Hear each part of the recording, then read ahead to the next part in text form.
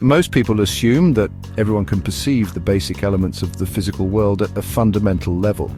This assumption is so ingrained that few consider the possibility of exceptions. Yet such exceptions exist, and I'll explore one to demonstrate that this isn't mere speculation. When Charles Darwin embarked on his 6-year voyage, 1831-1836, as a naturalist aboard the Beagle, he set out to solidify the theory of organic evolution, which had been debated for decades.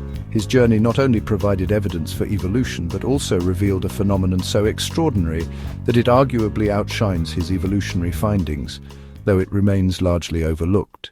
As the Beagle sailed along South America's east coast, it reached Patagonia, a vast region spanning roughly 300,000 square miles, now encompassing southern Argentina, southeastern Chile, and northern Tierra del Fuego. Here, Darwin and the crew encountered something remarkable that challenged the boundaries of perception. Unable to dock the Beagle close to shore, the ship was anchored in a bay, and Darwin and some crew members rowed ashore in a small boat. The local Patagonians greeted them with excitement, astonished that the group had crossed the vast ocean in such a tiny vessel.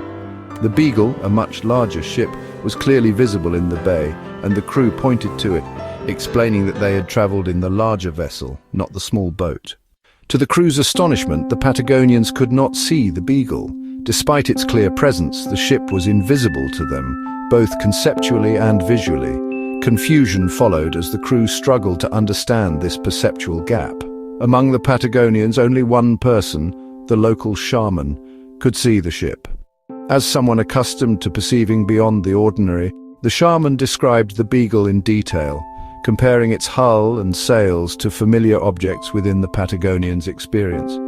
Gradually, as the shaman's descriptions took hold, the Beagle became visible to the others, fading in as if emerging from obscurity. This extraordinary incident, recorded in Darwin's diary, has lingered in the realm of the unexplained. Yet it demands explanation, as it holds profound implications for understanding perception and unlocking human potential.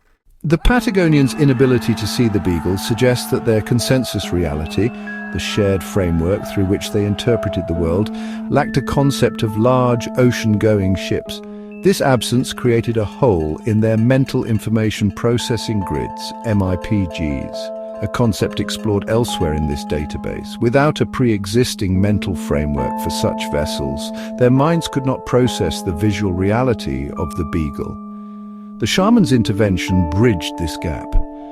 By relating the ship's unfamiliar features to known elements within the Patagonians' reality, he either activated an existing grid or helped form a new one. This enabled the Patagonians to perceive the ship, likely with a sense of awe. This incident challenges the assumption that we automatically see what exists. It suggests that perception depends on mental frameworks shaped by prior experience and cultural consensus. The Patagonians' experience illustrates how gaps in these frameworks can render even the most obvious realities invisible. It's worth noting that Darwin's theory of organic evolution, later simplified to evolution, was originally confined to biological systems. Over time, the term evolution was broadly applied, obscuring the concept of devolution, a topic relevant to understanding human potential, which we'll explore in future discussions.